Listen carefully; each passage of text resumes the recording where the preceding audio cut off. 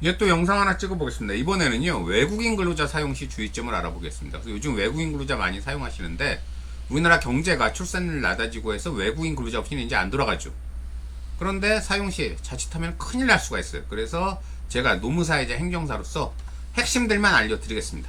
장면 전환하겠습니다. 일단 외국인 근로자 사용의 가장 첫 번째 주의점은 합법적인 체류자인가, 이게 가장 중요합니다. 그래서 좀 이따 얘기하겠지만 불법 체류자 사용하다 걸리면 정말 큰일 납니다. 그래서 합법적인 체류를 합법적으로 우리나라 들어왔느냐.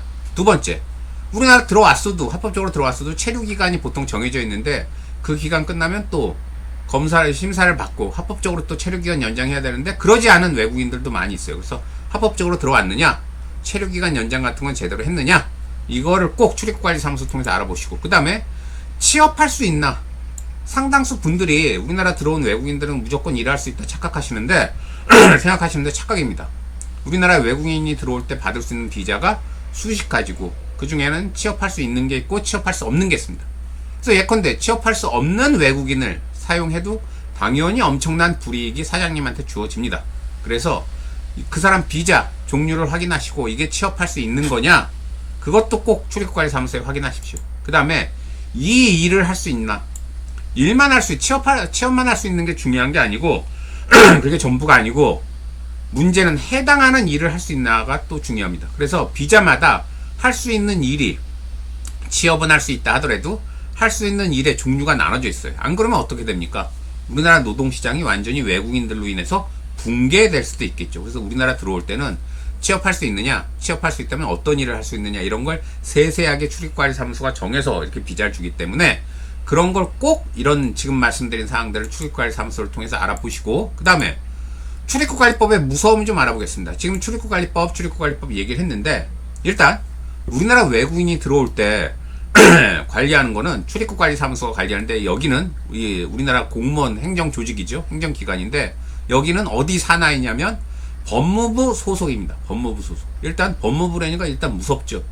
그래서 법무부 소속이라서 출입관리 여기 사무소장은 전통적으로 그 검사 출신들이 많이 했습니다. 검사 출신들이 많이 했고 아주 그 법무부의 일종의 요직이고, 우리나라 그 들어오는 모든 외국인들을 관리하는, 나가고 들어오는 외국인을 관리하는 업무이기 때문에 굉장히 중요합니다. 그래서 관련되는 출입국관리법도 굉장히 무섭고, 이 출입국관리법이 대충 무섭지 않으면 어떻게 되겠어요? 함부로 외국인들 들어오고 이러면 우리나라 노동시장이 완전히 망해버릴 수가 있기 때문에 출입국관리법 자체가 굉장히 무섭습니다. 그래서 지금 말씀드린 사항들, 뭐 불법 체류자 사용하거나 취업할 수 없는 사람 사용하거나 이런 경우에 여차하면 형사처벌을 합니다. 여차하면 형사처벌.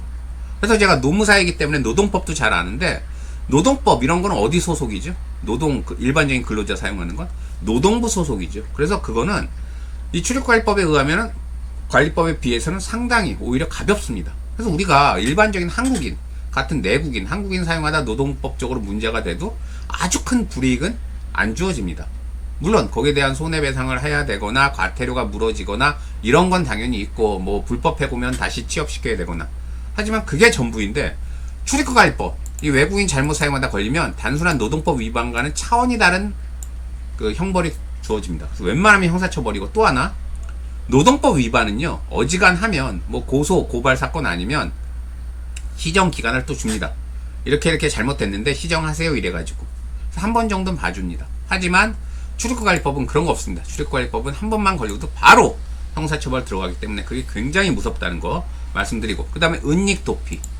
은닉도피는 뭐냐면은요, 우리나라에 주로 들어와 있는 불법 체류자들이 도망 다니고 이런 걸 도와주거나 이러는 건데, 뭐 사장님들이 내가 무슨 외국인 근로자 불법 체류자를 도와줬냐 이렇게 얘기할 수도 있는데, 왕왕 사장님들이 불법 체류자를 취업시키는 것 자체가 은닉도피로 인정될 수도 있습니다. 그래서 나는 몰랐다. 나는 이 사람이 불법 체류자인지도 몰랐고 나는 그냥 일자리만 줬을 뿐이다. 하지만 그게 여차하면 재수가 없으면은 그 외국인이 우리나라에서 돈을 벌어서 도망 다녔을 거 아니에요. 그런데 그 돈벌이에 사장님이 어찌 보면 도움을 준 거잖아요. 그 돈을 버는데. 그래서 은닉도피로 볼 수도 있기 때문에 이러면 정말 골 아픕니다. 그래서 사장님이 이러면은 뭐 징역형까지도, 제가 거짓말하는 게 아니라 진짜로 징역형까지도 갈 수 있기 때문에 그 외국인 근로자를 사용할 때 이 사람들이 불법 체류자냐 아니냐 그걸 꼭 확인하세요. 잘못하면은 그 불법 체류자에 대한 은닉도피로 오해받을 수도 있습니다. 그 다음에 막대한 범칙금.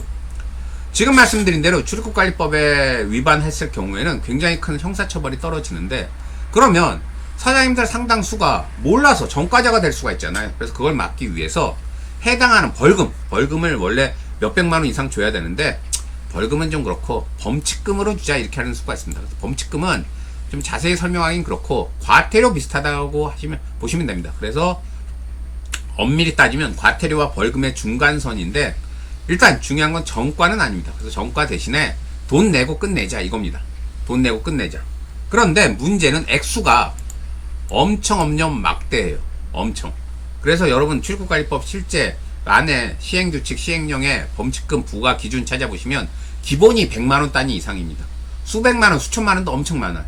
그래서 이 범칙금 액수가 엄청 크기 때문에, 좀 전에 제가 노동법도 비교했는데 노동법에는 범칙금은 없고 그 과태료가 있는데, 과태료가 얼마 액수 안 합니다. 노동법은 뭐 그렇게까지 비싸진 않아요. 하지만 이 출입국관리법상 범칙금은 무지무지 액수가 크기 때문에 그걸로도 사장님들이 벌금 안 내고 전과자 안 되더라도 범칙금, 막대한 범칙금 때문에 큰 부담을 안을 수 있고요. 그 다음에 미납부식 불이익, 또 이게 있습니다.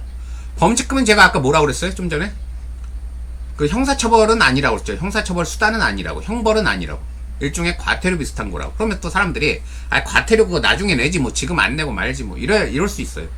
근데 범칙금이 각각의 법에 범칙금이 있는데, 주로 대표적인 게 도로교통법 그리고 경범죄처벌법, 이런 거에 범칙금이 있습니다. 그래서 도로교통법상 가벼운 뭐 문제 일으켰을 경우에 전과자 만들기 그러니까 범칙금 내라고 하는 경우가 있습니다. 그리고 경범죄처벌법 이런 것도 뭐 그 술 먹고 괜히 소란 부리고 이런 것도 바로 전과자 만들기 그러니까 그냥 범칙금 얼마 내세요 그리고 끝내는 경우가 많아요. 그런데 여러분 잘 들으세요. 도로교통법이나 경범죄처벌법상 범칙금은 안 내더라도 즉결심판으로 가는 게 답니다. 그래서 즉결심판은 뭐냐면요, 20만원 이상 벌금 주는 건데, 중요한 거는 즉결심판도 일종의 재판인데, 그거는 큰 걱정 안 하셔도 되는 게, 거기서 설사 20만원 벌금 나와도 그거는 전과가 아닙니다. 전과가 아니에요. 그래서 도로교통법이나 경범죄처벌법상 범칙금 안 내다가 즉결심판 가서 20만원 벌금 낸 사람들이 주로 그래요. 범칙금 그거 별거 아니야, 안 내도 뭐 그냥 20만원 벌금 내고 전과도 아니네. 그런데 여러분 잘 들으세요. 출입국관리법상 범칙금은 안 낼 경우에 즉결심판으로 안 가요. 그럼 어떻게 되느냐? 바로 형사처벌이 진행됩니다. 그래서 바로 검사한테 사건이 가고 바로 재판으로 갑니다. 그러니까 봐주는 게 없어요. 결론적으로 말해서 출입국관리법상 범칙금을 부과받았다. 그럼 여러분이 재판 가서 싸워서 이길 자신이 없는 한 바로 내세요. 바로 내세요. 그거 재판 가서 이길 자신 없으면 바로 내세요. 재판 가서 이기는 경우도 물론 있겠죠. 하지만 드물고 출입국관리사무소가 바보가 아니라서 함부로 범칙금 납부하라고 안 합니다. 나름 다 알아볼 거 알아보고 이거는 우리가 이길 가능성이 굉장히 크다.